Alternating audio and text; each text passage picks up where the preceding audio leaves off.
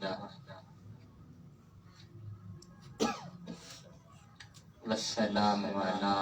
من لا نبي بعده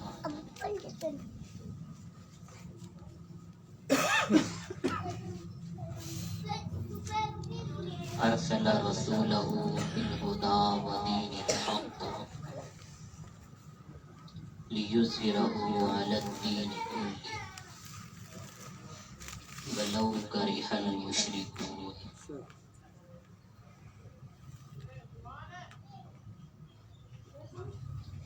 وصلى الله على النبي الكريم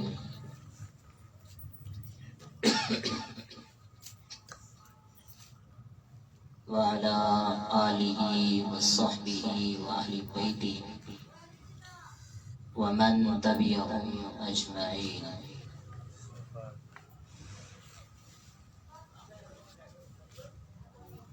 أعوذ بالله من الشيطان الرجيم. بسم الله الرحمن الرحيم.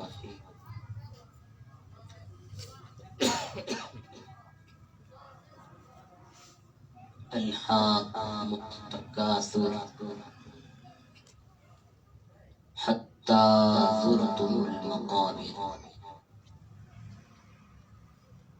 آمنت بالله صدق الله العظيم وبلغنا رسول النبي الصادق الوعد الأمين.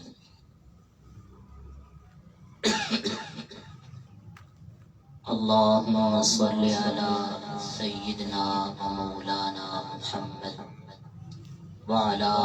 آل سيدنا ومولانا محمد وبارك وسلم ثم صلوا عليه.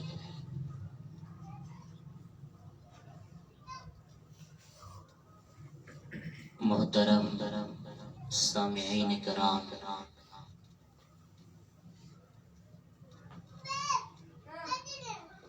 عزیز نوجوان بھائیوں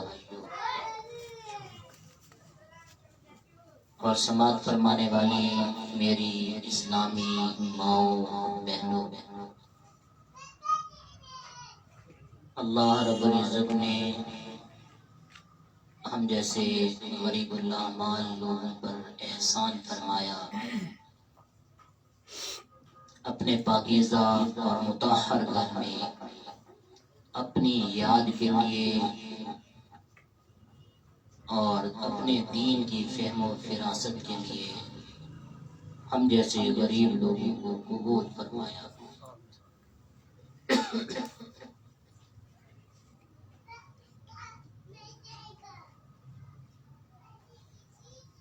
اس بات پر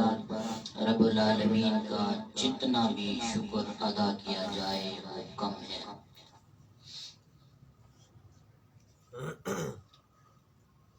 دولت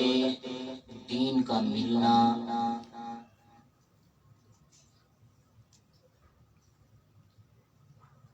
پوری دنیا کے مد مقابل میں بہت زیادہ ہے۔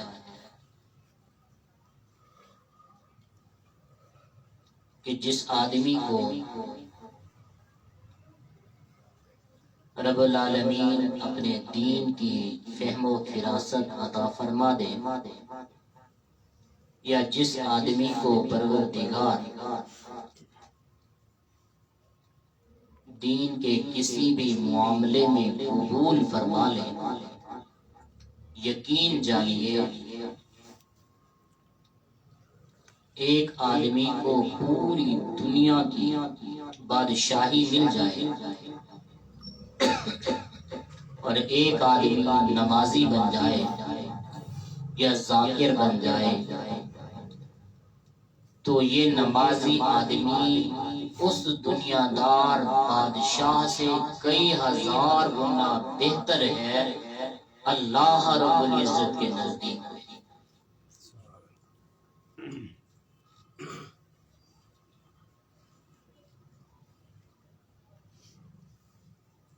اگر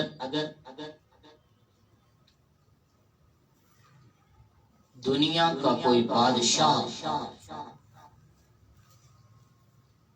اہل اللہ کے سامنے آ بھی جاتا تو اللہ والے اس پہ خوشی نہ کرتے کہ ہماری محفل میں بادشاہ آیا ہے،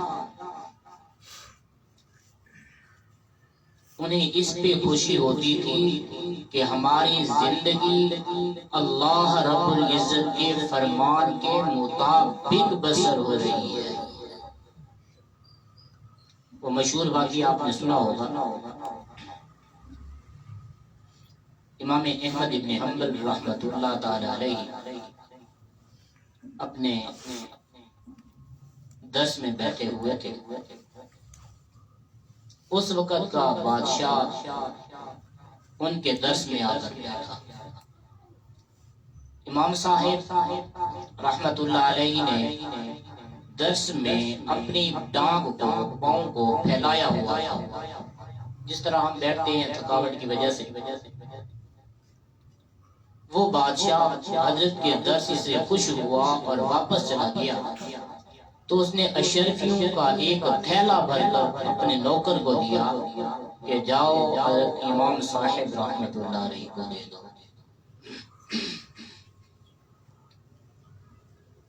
تو امام صاحب نے وہ دولت دنیا قبول نہ فرمائی اور ارشاد فرمایا اپنے بادشاہ سے جا کر کہہ دو کہ جو آدمی بادشاہوں کی طرف اپنا پاؤں پھیلا کر رکھتا ہے اسے اپنا ہاتھ پھیلانے میں شرم محسوس ہوتی ہے، کیونکہ وہ سمجھتے تھے ہمارے پاس جو علم حدیث ہے یہ علم حدیث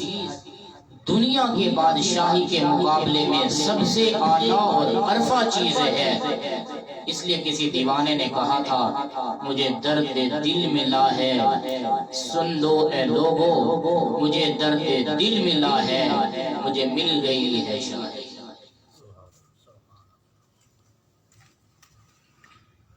تو دولت دو ہے، ایک دین کی دولت ہے اور ایک دنیا کی دولت ہے۔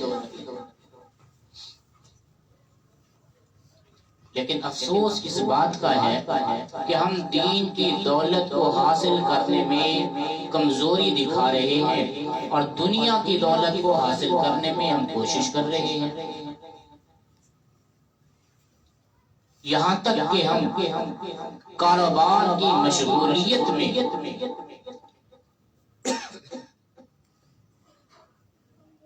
علم قرآن علم حدیث تو حاصل کر ہی نہیں سکے۔ اہل اللہ کی صحبت میں جانا تو بہت دور کی بات ہے، اپنی دکان کے بالکل قریب والی مسجد میں ہمیں نماز ادا کرنے کی بھی فرصت نہیں ہے، شب و روز دنیا کی دولت کے پیچھے پڑے ہیں۔ اور کسی کا کہنا ہے کہ ہمارا کاروبار بڑا ہو جائے، کوئی اس بات پہ سوچ رہا ہے کہ اس کے معاملات اچھے ہو جائیں، کوئی اس معاملے میں پریشان ہے کہ ہمارا گھر چھوٹا ہے بڑا سا گھر ہو جائے، کوئی اس معاملے میں پریشان ہے کہ اس کی دکانداری تھوڑی ہوتی ہے زیادہ ہو جانا چاہیے، کسی کی گرازی تھوڑی ہے وہ زیادہ کے چکر میں پڑا ہے، کوئی اس فکر میں ہے کہ کاش ہمیں سواری مل جائے، اور اس کو دین کی طلب نہیں ہے، نماز کی طلب نہیں ہے، ذکر اللہ کی طلب نہیں ہے، مراقبات کی طلب نہیں ہے، مجاہدات کی طلب نہیں ہے، وہ نماز سے دور ہے، قرآن سے دور ہے، حج و عمرے سے دور ہے، خیراتوں سے دور ہے، زکاتوں سے دور ہے، اور دین کے جتنی مشاغل ہیں وہ سب سے کنارہ کش ہو کر دنیا کے مطالبے میں لگا ہوا ہے، نہ دن کو سکون ہے نہ رات کو چین ہے۔ اللہ والوں کے قدموں میں یہی دعائیں ہیں، دنیا داروں کے سامنے یہی مشورے ہیں، اور اللہ رب العزت سے بھی اسی بات پہ لگو ہے اللہ دنیا زیادہ دے دے۔ تو قرآن مجید نے اسی معاملے پہ آ کر ارشاد فرمایا اللہ کو متقاصر تمہیں بربادی میں ڈالا ہے اسی دنیا کی کثرت کی طلب نے۔ اللہ تمہیں بربادی میں ڈالا ہے، ہلاکت میں ڈالا ہے۔ التکاثر، بہتات کی حرص نے، دنیا کی زیادتی کی حرص نے۔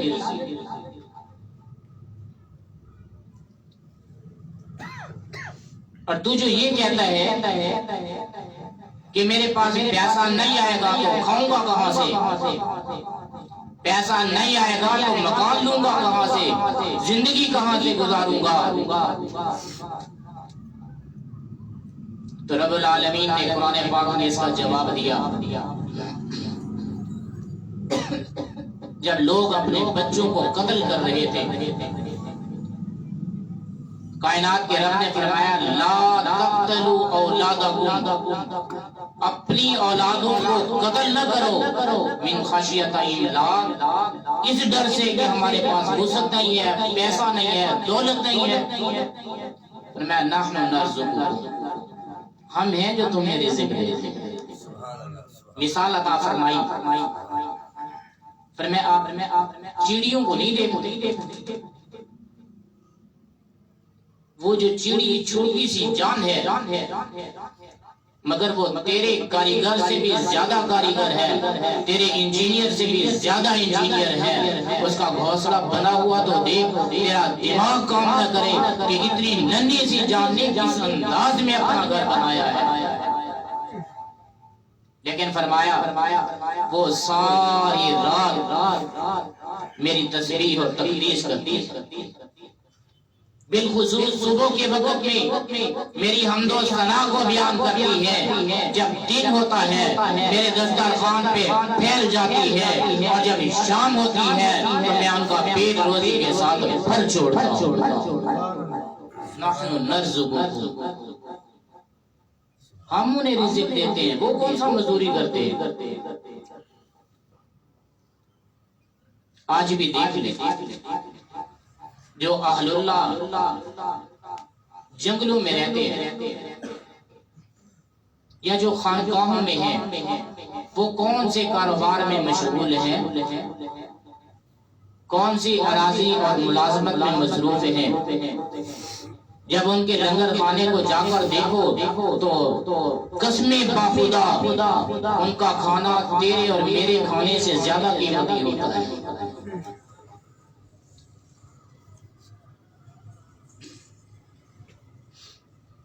وجہ یہ ہے کہ وہ اہل اللہ، وہ علماء کرام، وہ مجاہدین زمانہ دنیا کمانے میں اپنی جوانی ضائع نہیں کرتے، دنیا کمانے میں اپنی عمر کو برباد نہیں کرتے، ان کی محنت ہوتی ہے دین کے خزانے کو حاصل کرنے کے لیے، خشیت الہی کو حاصل کرنے کے لیے ان کی محنت ہوتی ہے تقوی اور طہارت کو حاصل کرنے کے لیے، لہذا ان کی دنیا ہمارے تیرے سے بھی زیادہ اچھی گزر رہی ہے، اور جو میدان محشر لگے گا وہ تجھ سے مجھ سے بھی اعلیٰ درجات پر ہوں گے، چنانچہ ان کی دنیا بھی بہتر بن گئی اور آخرت بھی مزید بہتر بن جائے گی۔ الہاکم، تمہیں بربادی میں ڈالا ہے، ہلاکت میں ڈالا ہے۔ التکاثر، بہتات کی حرص نے، زیادتی کی حرص نے۔ جس کے پاس ایک گاڑی ہے وہ دو کے چکروں میں ہے، جس کی کرائے کی دکان ہے وہ اپنے کے چکروں میں ہے، جس کی اپنی ایک دکان ہے وہ دو کے چکروں مارکیٹ کے چکر میں ہے، جس کا گھر کرائے کا ہے وہ ذاتی کرائے کے مکان، وہ ذاتی مکان کی تلاش میں ہے، جس کا مکان ذاتی ہے وہ بڑی کوٹھی کے مطالبے میں ہے، اور دنیا جانتی ہے کہ وہ کس انداز میں آگے چل رہے ہیں، اور دنیا کو کماتے کماتے عمریں ختم ہو گئی ہیں، بڑھاپے کو پہنچ گئے ہیں، اب بھی انہیں دین کی دولت کا احساس نہیں، اب بھی انہیں توبہ نصیب نہیں ہوتی، اب بھی انہیں ذکر اللہ نصیب نہیں ہوتا، اب بھی انہیں اللہ والوں کے قدموں میں حاضری نصیب نہیں ہوتی۔ تو قرآن کہتا ہے تم نے دین کی دولت کو چھوڑا ہے، ذکر کی دولت کو چھوڑا ہے، اللہ کی محبت کو چھوڑا ہے، اللہ کے تقوی کو چھوڑا ہے، تو تمہیں اس دنیا میں بربادی حاصل ہے اور آخرت کے روز پر مزید ہوگا۔ اللہ کو متقاصر تمہیں بربادی میں ڈالا ہے کثرت کی حرص نے، یہاں تک حتی زرتم المقابر، اتنا ٹائم گزر گیا تجھے اور تلاش کرتے ہوئے کثرت کے پیچھے بھاگتے ہوئے، یہاں تک کہ تم نے قبر جا کر دیکھی، یعنی موت آ گئی، قبر کی پاتال میں اتر گیا، اب تک بھی تیرے دل سے وہ حرص نہ گئی، وہ لالچ نہ گئی، تو کیا سمجھتا ہے کلا سوف تعلمون، کوئی بات نہیں، اگر تو نے آج علم نہیں رکھا آگے جان لے گا، ثم کلا سوف تعلمون، پھر بھی کوئی بات نہیں، اگر اب بھی تو یقین نہ کرے تو اور آگے جا کر مزید یقین کر لے گا۔ سبحان اللہ۔ یہاں تمہیں سمجھ نہیں آتی نا کہ دین کتنی مقدم ہے، یہاں تمہیں سمجھ نہیں آتی نا کہ ذکر اللہ کتنی مقدم ہے، یہاں تمہیں سمجھ نہیں آتی نا کہ قرآن و نماز درود کتنی مقدم ہے، استغفار کتنی بہتر ہے، اور تو قبر میں پہنچ گیا پھر دیکھ لے گا، اگر قبر میں نہ دیکھا تو محشر میں جا کر دیکھ لے گا، اور وہاں بھی نہ دیکھا تو جہنم میں جا کر دیکھ لے گا۔ عین الیقین، یقین کی آنکھ سے دیکھ لے گا اس وقت کہ دنیا کمانے کا فائدہ کیا ہوا اور دین کو چھوڑنے کا نقصان کیا ہوا۔ ثم پھر لتسألن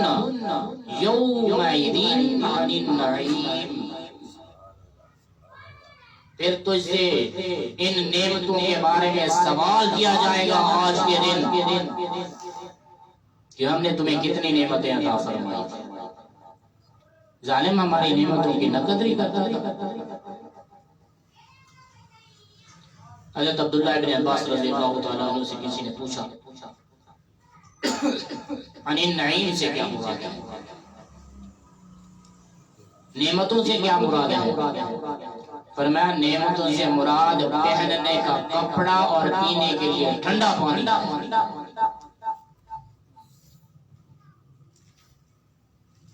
ایک صحابی رسول نے عرض کیا جناب عبداللہ ابن عباس رضی اللہ تعالیٰ عنہ سے، کہنے لگے اس حالت میں جبکہ ہمارے گھر نہیں ہے، ہم مہاجر ہو کر آئے ہیں، ہجرت کی ہے، گھر چھوڑا ہے، مال چھوڑا ہے، کاروبار چھوڑا ہے، سامان و ساز چھوڑ دیا ہے، اور رسول اللہ کے قدموں میں آئے ہیں، دور دراز کا سفر کیا ہے جہاں پر ہمارے اپنے گھر نہیں ہے، کاروبار نہیں ہے، کھانے کے لیے بہترین روٹی نہیں ہے، پہننے کے لیے اچھا سا لباس نہیں ہے، اور اپنی کوئی زیادہ سفر بھی نہیں ہے، اس حالت میں بھی ہم سے کیا قیامت کے روز سوال ہوگا؟ میں قرآن کہتا ہے ثم لتسألن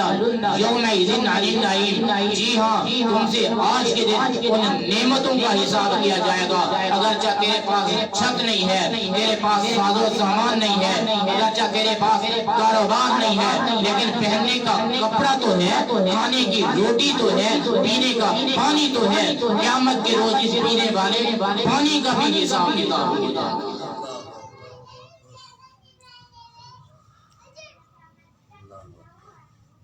ایک صحابی رسول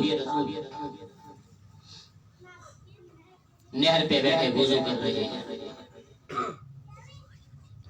دیکھ لیا میرے اور آپ کے پیغمبر صلی اللہ علیہ وسلم نے، حضرت نے پوچھا، فرمایا میرا صحابی وضو میں بھی اسراف کر رہا ہے، وضو میں بھی فضول خرچی کر رہا ہے؟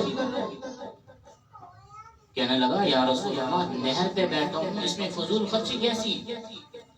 فرمایا ہاں یہاں پر بھی اسراف ہو رہا ہے، تجھے چاہیے تھا کہ وضو کے لیے برتن میں پانی لے کر وضو کر۔ اور آج ہم اپنی طرف دیکھ لیں، ہمارے پاس کیا کچھ نہیں ہے، پینے کا ٹھنڈا پانی نہیں، اچھا اسی پانی کو بھی دیکھ لیں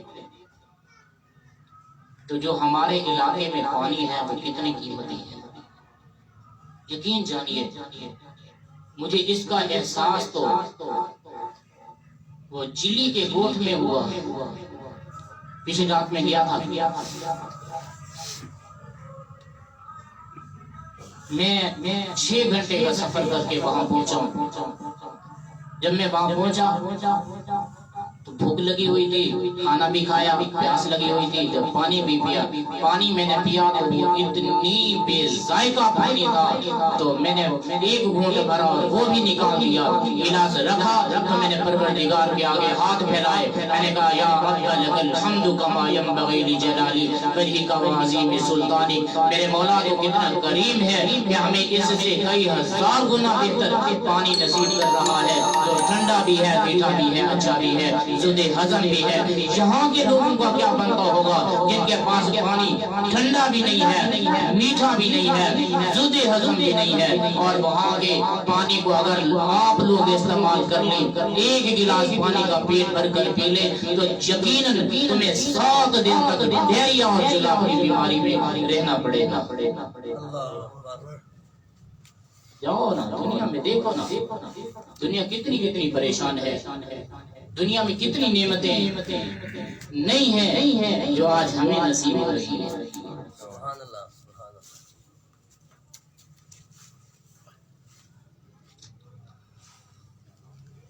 دنیا جہان کی نعمتیں اپنی جگہ، ہم اپنے جسم کی نعمتوں کو دیکھ لیں، جو ہمارے جسم کے اندر نعمتیں ہیں، یقین جانیے ان میں سے کوئی ایک نعمت بھی کمزور پڑ جائے تو آپ اپنے مال دولت میں سے 10 لاکھ روپیہ دے کر بھی وہ نعمت واپس نہیں کر سکتے۔ جو ذاکرین کو سکون نصیب ہے، یہ کتنی کمال کی چیز ہے۔ رات کو عشاء کی نماز پڑھ کے سوتے ہیں، صبح کو اللہ رب العزت پھر سے کھڑا کر دیتے ہیں، آ میرا بندہ میرا ذکر کر، آ میرا بندہ میرے نبی پہ درود پڑھ، اٹھ میرا بندہ آ میرے سامنے سر کو جھکا اور تو اللہ تو میرا ذکر کرتا جا، مجھ سے مانگتا جا اور میں تیرے لیے رحمتوں کے دریا بہاتا جاؤں۔ ایک ڈاکٹر صاحب مجھے ملے، پروفیسر صاحب تھے، دنیا کا علاج کرتے تھے، نیورو تھے، ذہن کے دماغ کا علاج کرنے والے بڑے ذہین و فتین ڈاکٹر تھے۔ انہوں نے کہا شاہ صاحب میرے لیے دعا فرمائے، مجھے رات کو سکون کی نیند نہیں آتی، سکون کی نیند نہیں آتی، گولیاں کھاتا ہوں، پہلے آدھی ٹیبلٹ کھاتا تھا، پھر 1، پھر 2، پھر 4، پھر 6، پھر 8، اس نے گنتی سے مجھے بتایا وہ کھاتا ہوں، وہ کھاتا ہوں، وہ کھاتا ہوں۔ ایک رات میں نیند حاصل کرنے کے لیے بڑے سے بڑا پروفیسر بھی 16 گولیاں استعمال کرتا ہے اور نیند سکون کی نہیں آتی۔ یہ تھوڑی نعمتیں تیرے لیے۔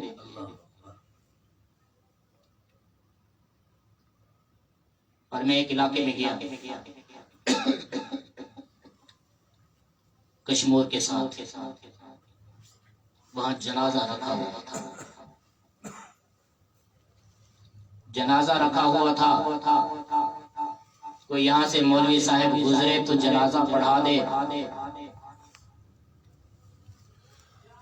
مولوی صاحب ایک آ گئے، علاقے والوں نے انہیں پکڑا، کہا صاحب جنازہ تو پڑھا دیں، ہمارا ابا فوت ہوا ہے، 2 دن ہو گئے جنازہ پڑھانے والا نہیں۔ پھر جنازہ پڑھایا مولوی صاحب نے، تو جو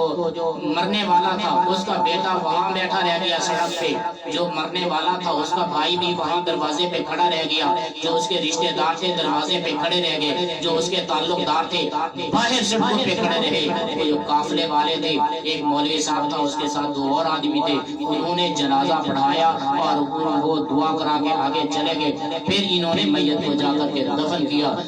آج میں نے ان کی جا کر سٹوری پوچھی، میں نے پوچھا غریب کتنے ہیں، پتا چلا کہ لینڈ لارڈ ہے، ان میں سے مرنے والے کا جو بینک بیلنس تھا 11.5 لاکھ روپیہ تھا بینک بیلنس، اور اس کی کوٹھی الگ تھی، اس کی گاڑی الگ تھی، اور زری زمین الگ تھی، کاروبار الگ تھا، سب کچھ تھا مگر دین نہیں تھا۔ میں نے کہا یہی بات ہے کہ اللہ کو متکاثر، تمہیں بہتات کی حرص نے برباد کیا ہے، ہلاکت میں ڈالا ہے، ہے، دیکھتے نہیں ہو کہ بیٹا ہو کر اپنے باپ کے لیے مغفرت کی دعا نہیں کر سکتا،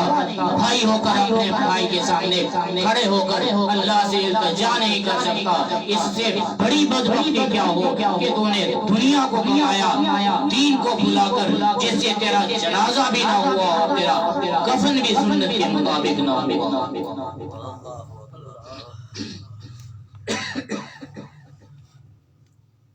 اس دولت کا کیا کرنا ہے جیسے دین چھین جائے؟ تو میں کہتا ہوں تم لوگ خوش نصیب ہو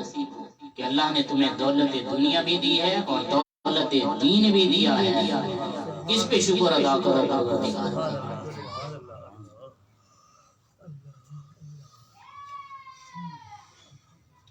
اچھا، جو دنیا کمانے کے چکر میں ہے، ایک واقعہ سنا دوں۔ ایک آدمی فوت ہو گیا، اس کا جب جنازہ تیار ہوا، اس کے بیٹے بڑے زور سے رو رہے تھے۔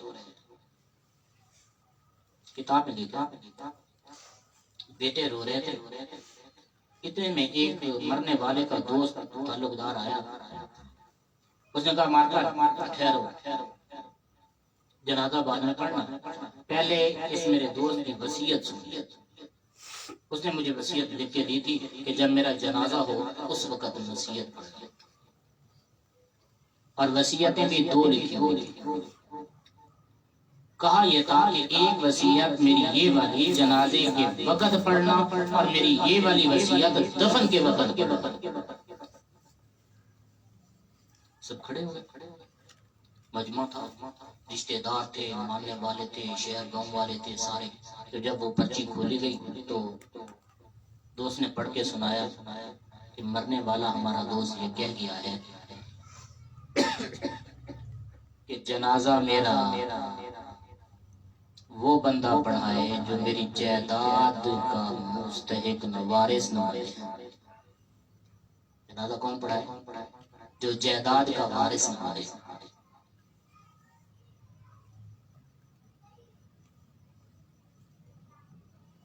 ہوا ایسے، جو ان کا سب سے بڑا بیٹا تھا وہ پیچھے ہو گیا، کوئی بہانہ کر کے پیچھے ہٹ گیا۔ جو اس سے چھوٹا بیٹا تھا وہ پیچھے ہٹ گیا۔ اس طرح کرتے کرتے جن لوگوں نے اس کی وراثت میں حصہ لینا تھا ان میں سے کوئی ایک آدمی بھی آگے نہ بڑھا۔ تو جو شہر والے کھڑے تھے انہوں نے کہا ہمیں کیا ضرورت ہے، اس کا بیٹا نہیں پڑھ رہا، بھائی نہیں پڑھ رہا، وہ رشتہ دار نہیں پڑھ رہا، تو ہمیں کیا ضرورت ہے۔ وہ شہر والے بھی چلے گئے، غم والے بھی چلے گئے۔ اب جنازہ پڑا ہوا ہے، نصیحت کرنے والا بھی سامنے کھڑا ہوا ہے۔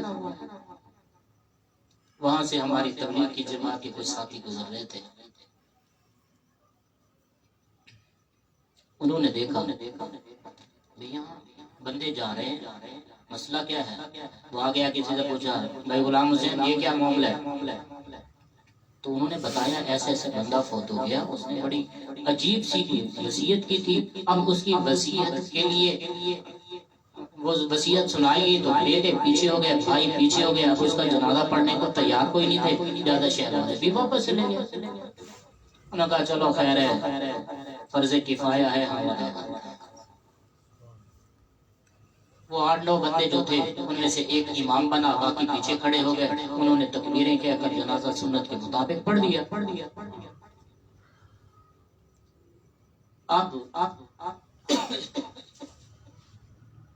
انہوں نے کہا بھائی جنازہ آپ نے نہیں پڑھا تو ہم آپ کو دفن بھی کرنے نہیں دیتے، ہم خود کریں گے۔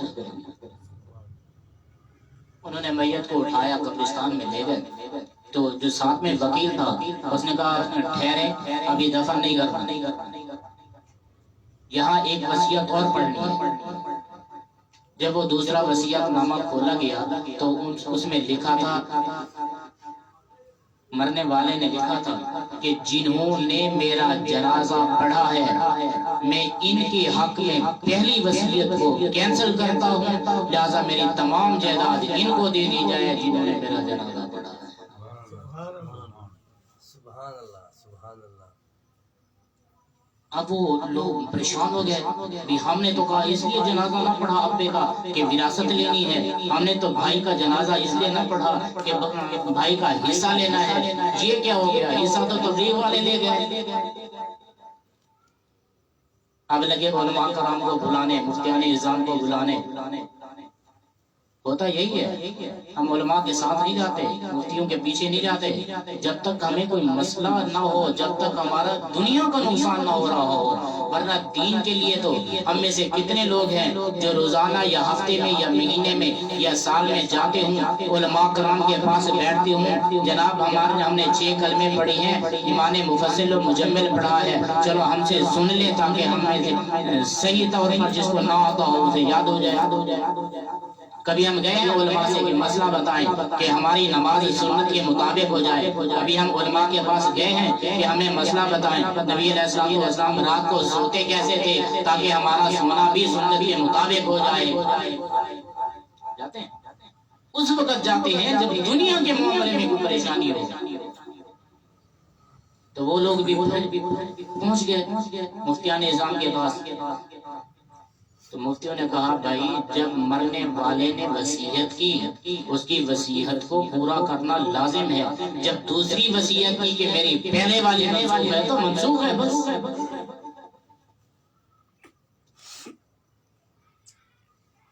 تو میں عرض کر رہا تھا جنہوں نے دین نہیں سیکھا، صرف دنیا پہ محنت کی ہے، نتیجہ یہی نکلا ہے کہ دنیا کمانے والوں کی اولادوں نے اپنے والدین کا جنازہ تک نہیں پڑھا اور ان کے لیے دعائے مغفرت تک بھی نہیں۔ اور اگر کہیں کچھ کیا بھی ہے نا تو مرنے والے کے لیے نہیں، اپنے نام و نمود کے لیے، دنیا کو دکھانے کے لیے انہوں نے کچھ کیا ہے، اللہ کی رضا اس میں شامل ہاتھ نہیں۔ اپنے علاقے کی بات بتاؤں آپ کو، میں نام نہیں بتاؤں گا، ایک آدمی کو گردے کی تکلیف ہو گئی، مجھے بلا گئے شاہ صاحب دم کر دیں۔ میں نے دیکھا، میں نے کہا بھائی اس کو گردے کی تکلیف نہیں ہے، اس کو پھیپھڑے کی تکلیف ہے۔ میرے پاس اس کا یونانی ادبیات میں سے علاج ہے، اگر آپ چاہیں 10,000 روپیہ تقریباً خرچہ ہوگا، علاج ہو سکتا ہے، شفا من جانب اللہ ہے، یقین اس بات پہ ہے کہ انشاءاللہ اللہ تعالیٰ شفا ضرور دے گا۔ انہوں کا اچھا جی کل آپ کو بتائیں گے۔ اگلا دن گیا تو مجھے پتا چلا کسی اور حکیم صاحب کو لے آئے، اس نے بھی تقریباً یہی کہا 10-12 ہزار روپے لگیں گے انشاءاللہ بندہ ٹھیک ہو جائے۔ وہ بھی چلا گیا، اگلے دن اس کو ہماری جتوئی کی ہسپتال میں منتقل کر گئے۔ تو جو ڈاکٹروں کا پروسیس تھا انہوں نے وہ کیا، پھر ڈاکٹروں نے اسے لا علاج کر کے واپس بھیجا۔ اب جب لا علاج ہو گیا پھر مجھے لے گئے، حضرت آئیں دعا فرمائے۔ میں وہاں پہنچا تو میں نے کہا بھائی اب بھی مریض قابل علاج ہے، شفا اللہ نے دے، مریض قابل علاج ہے، اب بھی کہنے لگے جی ہمارے پاس تو اتنی فرصت نہیں ہے، ہم 10,000 روپے نہیں دے سکتے۔ پھر میں بھی غریب ہوں، میں بھی اتنی خرچہ نہیں کر سکتا، چلو دعا کرتے ہیں اللہ فضل فرمائے۔ دن 10 گزرے، بندہ فوت ہو گیا۔ اب بھائیوں نے پتہ کیا کہا جی اس نے تو مر جانا تھا، ہمیں کیا مجبوری پڑی تھی 10,000 روپے بھرنے کی؟ ہمیں مجبوری کیا تھی 10,000 روپیہ بھرنے کی؟ بندے نے تو ویسے ہی مر جانا تھا۔ اب آئی اس کی کل خانی کی باری، یقین جانیے اس کی کل خانی پہ اوپر کے بھائیوں 3 بھائیوں نے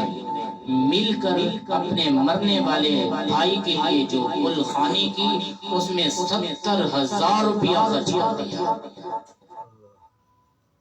10,000 روپے اس کے لیے نہیں لگا سکتے تھے، 70,000 روپیہ کل خانی کے لیے لگا دیا۔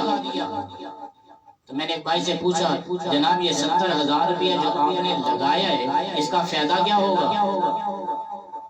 کہتے ہیں جی خان صاحب کو بھی بلایا تھا، شاہ صاحب کو بھی بلایا تھا، ملک صاحب کو بھی بلایا تھا، بڑے بڑے لوگ ہوں گے اور وہ ہماری آ کر انہوں نے تعریفیں کی اور آگے بھی چرچے کریں گے کہ بھائی سے اتنا پیار کرتے تھے، 70,000 روپیہ خرچ کر دیا۔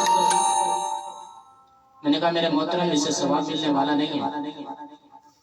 اور ترے امتیاز لطیفہ اس پہ یہ ہے کہ انہوں نے بھائی کو 10,000 روپیہ تک نہ دیے علاج کے لیے، اس کے مرنے کے بعد 70,000 روپیہ کا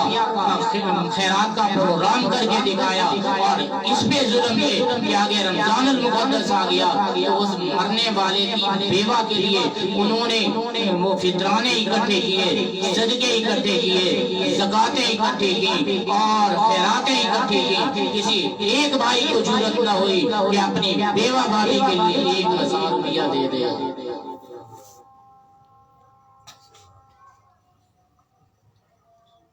تو جو یہ اکٹھا کرنے کا، میں نے پوچھا اس مرنے والے کی جائیداد کتنی ہے؟ کہتے ہیں 7 بیگھے زمین ہے اس میں۔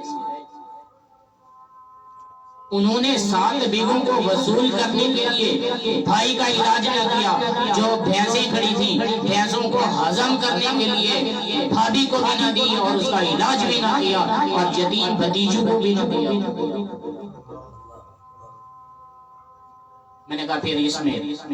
آپ ضرور قصوروار ہیں، لیکن ہو سکتا ہے آپ سے بڑھ کر وہ مرنے والا قصوروار ہو، مرنے والا آپ سے بڑھ کر زیادہ قصوروار ہو کہ اس نے نمازیں چھوڑی ہوں مال کے کمانے کے لیے، روزے چھوڑے ہوں مال کے کمانے کے لیے، اس نے دھوکہ دہی کی ہو مال کے کمانے کے لیے، ظلم و تشدد کیا ہو مال کے کمانے کے لیے، وہ مزدور ہے مزدوری میں چوری کرتا ہو، ذمہ دار ہے تو ریٹوں میں خرابی کرتا ہو، وہ کاشتکار ہے پانی چوری کا لگاتا ہو اس لیے کہ میرا مال بڑھ جائے، تو جب کثرت مال ہو گیا تو دین وہاں سے رخصت ہو گیا، خیرخواہی وہاں سے رخصت ہو گئی اور وہاں سے محبت کمزور پڑ گئی، سب چیز برباد ہو گئی، صرف مال کمانے کے چکر میں۔ یہی وہ بات ہے جسے قرآن مجید نے باشگاف لفظوں میں کہا تھا الہاکم التکاثر، کہ تم کو ہلاکت میں ڈالا ہے، بربادی میں ڈالا ہے مال کی کثرت کی طلب نے، بہتات کی کثرت کی طلب نے۔ تم دنیا کی طلب میں جب پہنچے ہو، دین کو چھوڑ بیٹھے ہو، دنیا کو بھی پھر آگے جا کر ضائع کر دیا گیا ہے۔ اور ابھی بات باقی ہے کہ قیامت کے دن اس کے بارے میں تم سے ذرا ذرا کا بھی حساب لیا جائے گا، اور مال کا بھی حساب لیا جائے گا، مال کا بھی حساب لیا جائے گا۔ فرمایا میرے اور آپ کے پیغمبر صلی اللہ تعالی علیہ وآلہ وسلم نے کہ قیامت کے روز آدمی اپنا ایک قدم اٹھا کر آگے نہیں رکھ سکے گا جب تک کہ وہ 4 سوالوں کا جواب نہ دے دے۔ ان سوالوں میں سے ایک سوال یہ بھی ہوگا کہ تو نے دولت کمائی کہاں سے دی اور اس کو خرچ کیسے کیا۔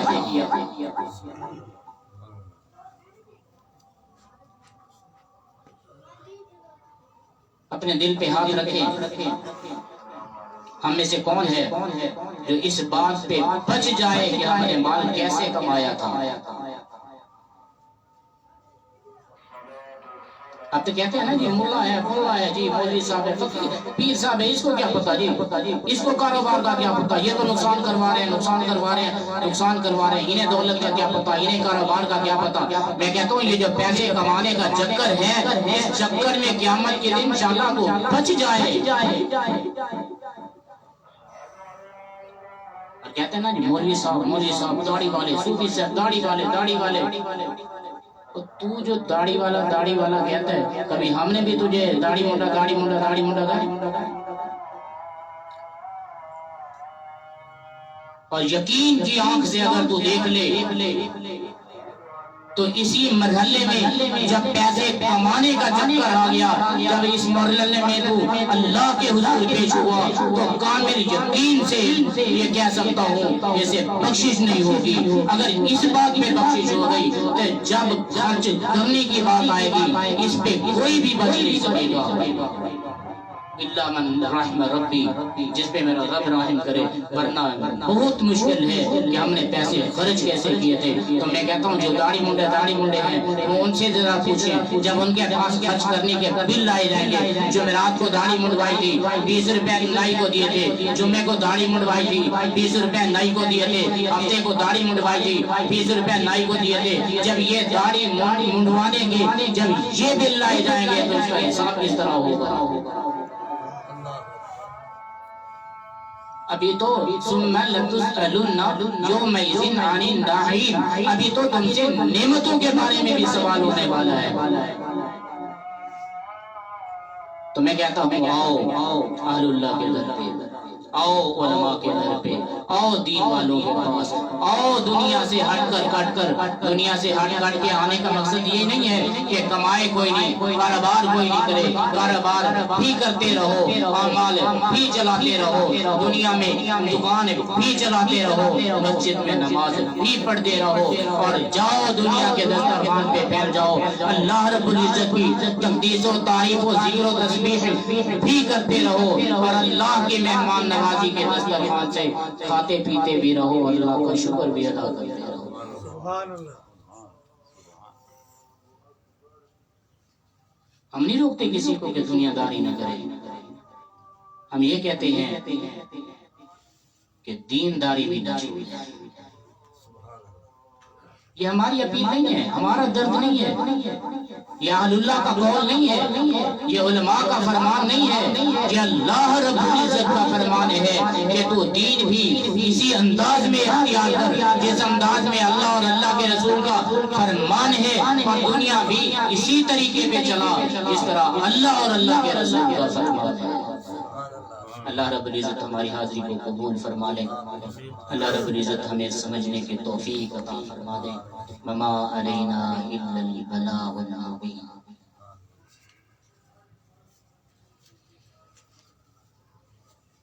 اس شریف سے ایک ساتھی حسن شاہ صاحب ہیں، انہوں نے کامیابی اور صحت کے لیے دعا کی درخواست کی ہے۔ یہ محمد اصغر صاحب ہیں، ان کے گھر کے حالات خراب ہیں، بہتری کی دعا کی درخواست ہے۔ یہ والدہ محترمہ کی صحت اور عافیت کے لیے کسی نے دعا کی ہے۔ یہ جام محمد ممتاز بھائی ہیں، یہ ہمارے ہمسائے ہیں، بلکہ میں ان کا ہمسایہ ہوں، اتنی دیر سے وہ بیمار ہیں کہ ہمیں بھی تشویش ہے۔ آپ سے دعاؤں کی درخواست ہے کہ اللہ رب العزت ان کو صحت عطا فرمائے۔ یہ شاہ سلطان سے بھائی منیر احمد شاہ ہیں، میرے ہم زلف ہیں، ان کو طبیعت ناساز ہوئی ہے، وہ بھی دعا کے لیے آپ سے کہہ رہے ہیں۔ یہ شاہ سلطان سے خالہ سے اپنا میری خالہ جان کی خیریت و عافیت کے لیے دعا۔ میرے خیال میں یہ سوال ہے کہ محفل کا میسج کیوں نہیں چلاتے، محفل کا میسج کیوں نہیں چلاتے؟ اللہ آپ کو برکتوں سے نوازے۔ 6 سال تو ہو گئے ہیں محفل کرتے ہوئے، اب بھی اگر کسی کو 6 سال میں میسج چلانے کی ضرورت پڑتی ہے تو میرا خیال میں وہ گھر میں بیٹھے تو زیادہ بہتر ہے۔ یہ بھی ایک سوال ہے، بیعت کس بزرگ سے ہونی چاہیے؟ کوئی بزرگ شزرگ نہیں ہوتا جس کے سوا جس سے آپ کو محبت نہ ہو، جس سے آپ کو محبت ہو اس سے بیعت ہو جائے، وہ سب سے بڑا بزرگ وہی ہے۔ اصل میں بزرگ کہتے ہیں عام طور پر اس کو جس کی سفید داڑھی ہو، چل نہ سکتا ہو، جھکا سا رہتا ہو، یہ ضروری نہیں ہے۔ اصل میں بزرگی یہ ہے کہ وہ اپنے معاملات میں اتباع سنت رسول اللہ کی کرتا ہو۔ نوجوان ہو تب بھی بزرگ ہے، وہ بوڑھا آدمی ہو تب بھی بزرگ ہے، سنت اور شریعت پہ کاربند ہو اور اپنی سنت اور شریعت پہ جماعت کو کاربند کروائے وہ بزرگ ہے۔ اور ایسے بزرگ سے محبت بھی کرنی ضروری ہے، بیعت بھی ہونا ضروری ہے۔ ایک تماشا یہاں پر اور بھی ہے، ہم بیعت کسی اور بزرگ کی ہوتے ہیں، محبت کسی اور سے کرتے ہیں، پھر کہتے ہیں جی بیعت ہے، ذکر بھی کرتے ہیں، مراقبات بھی کرتے ہیں، فائدہ نہیں ہوتا۔ اسی وجہ سے فائدہ نہیں ہوتا جناب، جس سے بیعت ہو اس سے محبت کرو، یا جس سے محبت کرتے ہو اس کی بیعت ہو جاؤ، تو بیعت والوں سے فائدہ نہیں ہوتا، محبت والوں سے فائدہ ہوتا ہے۔ ہمارے بھائی محمد عثمان سے کاروباری مسائل، اللہ تعالیٰ کامیابیاں نصیب فرمائے، اللہ تعالیٰ سب پہ رحمت نصیب فرمائے۔ جن دوستوں نے دعاؤں کے لیے کہا ہے اللہ سب کی دعاؤں کو قبول فرمائے، اور جن دوستوں نے ہمارے ساتھ نام در میں سونے تعاون فرمایا ہے اللہ تعالیٰ سب کے تعاون کو قبول فرما لے۔ ٹائم مختصر ہے، چلتے ہیں ذکر کی طرف۔ تو جن ساتھیوں کے پاس کپڑا ہے وہ اپنے چہرے پہ کپڑا ڈال لیں اور اپنی آنکھوں کو بند کر لیں، اپنے سر کو جھکا لیں اپنے دل کی طرف، اور اپنے دل کو جھکا لیں اپنے پروردگار کی طرف، اور احساس فرمائیں کہ ہمارا دل اللہ رب العزت کی رحمت سے زنگ و ظلمات سے پاک ہو رہا ہے، اور ہمارا دل اپنی ہر دھڑکن پہ اپنے پروردگار کو بلا رہا ہے اور کہہ رہا ہے اللہ اللہ۔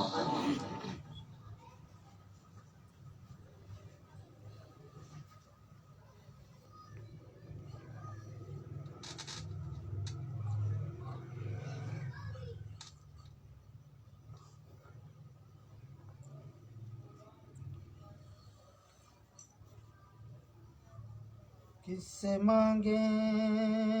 کہاں جائیں، کس سے کہیں، کس سے مانگیں کہاں جائیں، کس سے کہیں، اور دنیا میں حاجت روا کون ہے؟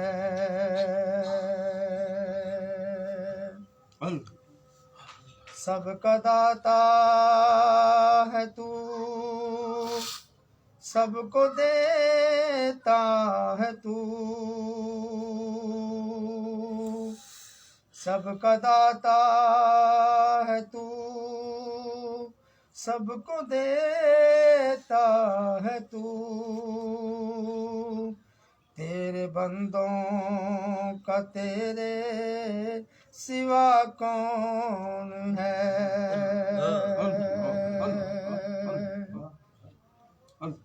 کون مقبول ہے، کون مردود ہے، کون مقبول ہے، کون مردود ہے، بے خبر کیا خبر تجھ کو کیا کون ہے؟ جب تو لیں گے عمل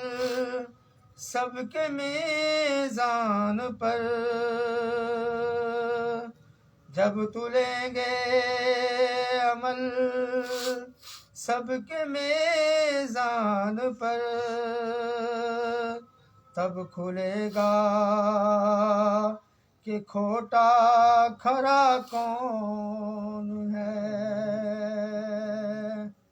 کس سے مانگیں کہاں جائیں، کس سے کہیں، اور دنیا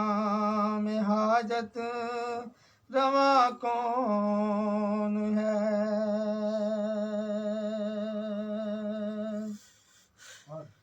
کون سنتا ہے فریاد مظلوم کی، کون سنتا ہے فریاد مظلوم کی، کس کے ہاتھوں میں کنجی ہے مقسوم کی، رزق پر جس کے پلتے ہیں شاہ و گدا، رزق پر جس کے پلتے ہیں شاہ و گدا، تجھ عہد کے سوا دوسرا کون ہے؟ کس سے مانگیں کہاں جائیں، کس سے کہیں، اور دنیا میں حاجت روا کون ہے؟ کس سے مانگے کہاں جائیں کس سے کہیں اور دنیا میں حاجت روا کون ہے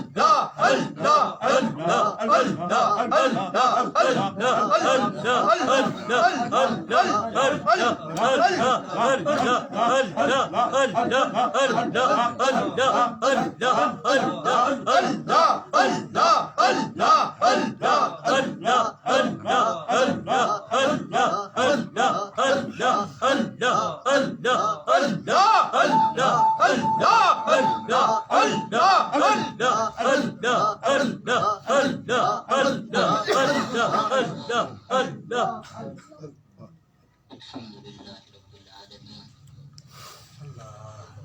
تمام احباب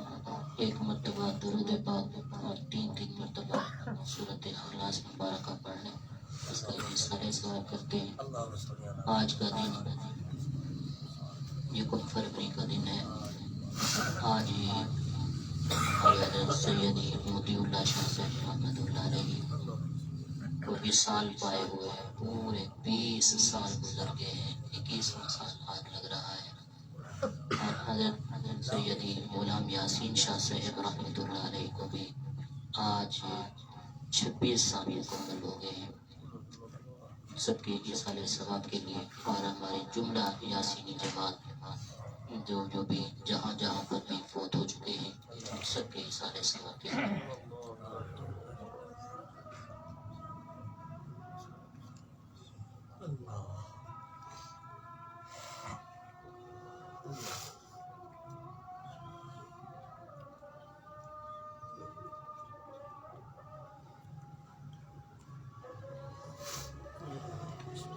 الحمدللہ رب العالمین الرحمن الرحیم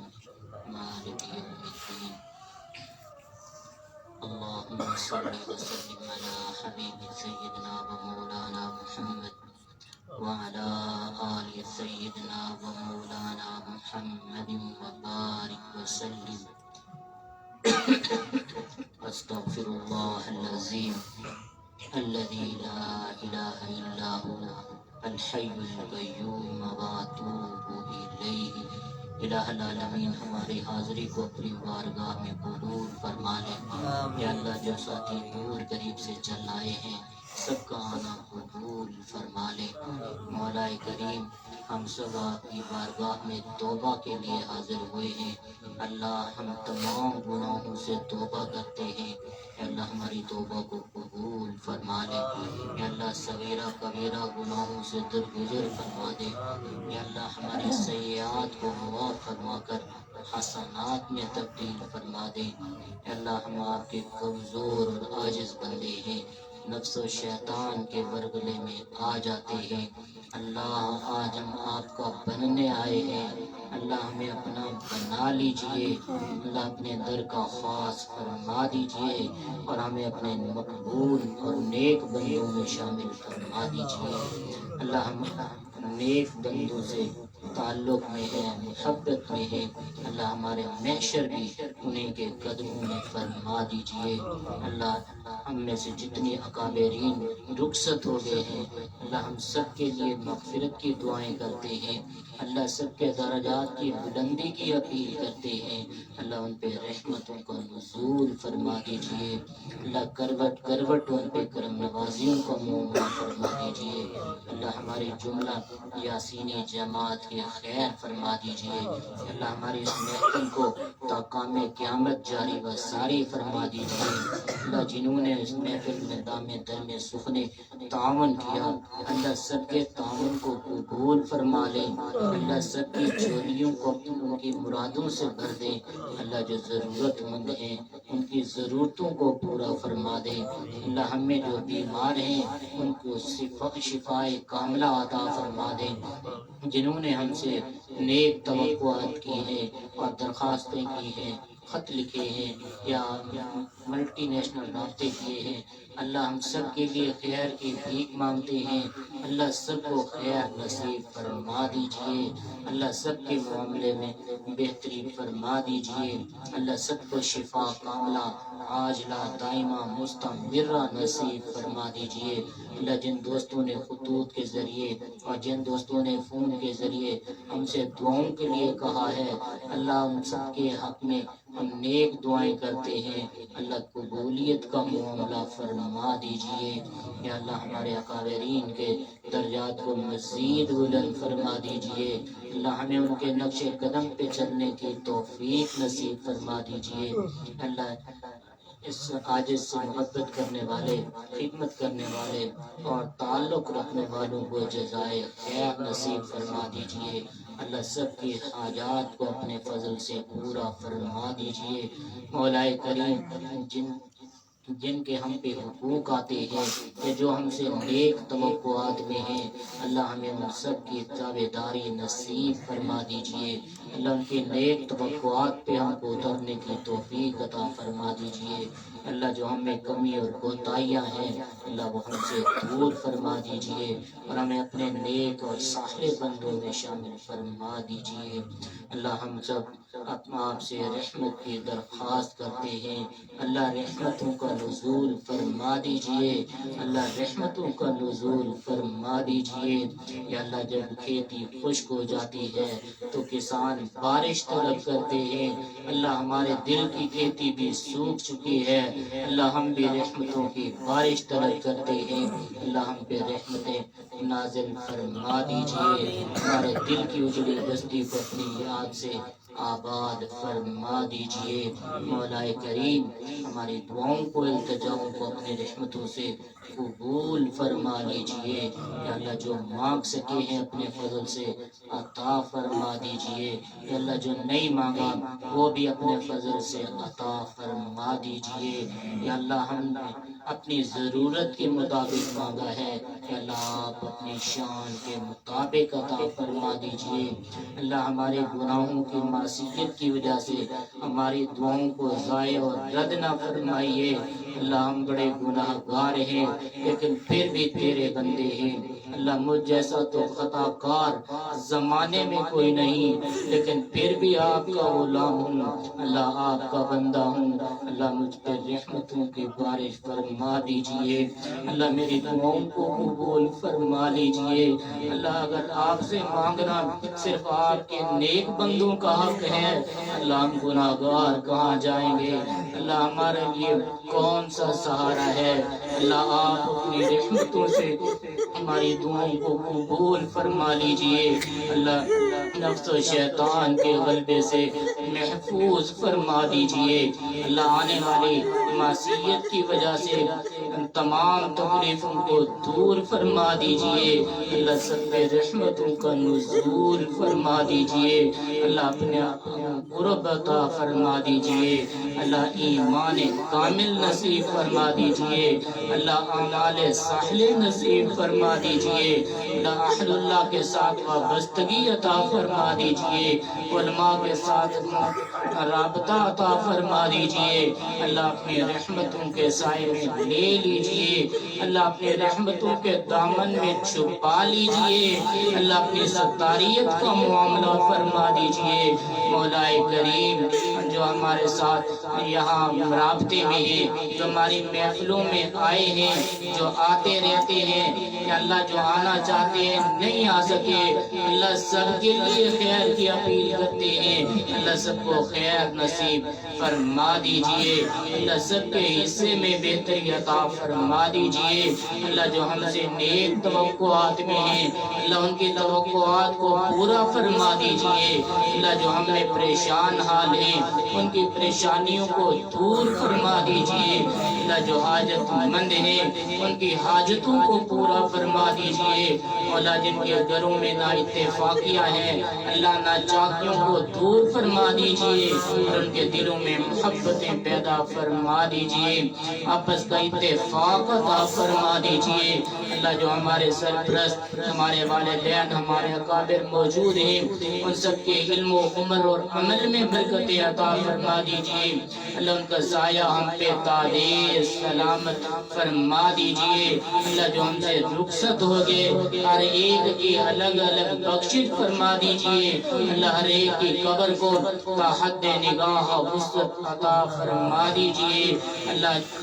جن دوستوں نے جو بھی کہنا تھا اللہ ہم سے نہیں کہہ سکے ہم ان کے لیے بھی خیر کی دعائیں مانگتے ہیں، اللہ سب کو خیر کی خیرات نصیب فرما دیجئے، ربی لما انزلت الی من خیر فقیر، مولا کریم جس طرح موسیٰ علیہ السلام نے عرض کی تھی اللہ جو خیر آپ نازل کریں ہم ہر خیر کے محتاج ہیں، اللہ ہم بھی ہر خیر کے محتاج ہیں، اللہ ہمیں ہر خیر نصیب فرما دیجئے، اللہ ہر شر سے محفوظ فرما دیجئے، محشر تک محفوظ فرما دیجئے، اللہ جنت تک محفوظ فرما دیجئے، اللہ اپنی ناراضگیوں سے بچا لیجئے، اللہ اپنے جلال سے بچا دیجئے، اللہ اپنی نافرمانی سے بچا دیجئے، اللہ اپنے ساتھ لغالکی سے بچا دیجئے، اللہ محبوب کی پوری امت پہ رحمتیں فرما دیجئے، مولا محبوب کی پوری امت پہ رحمتیں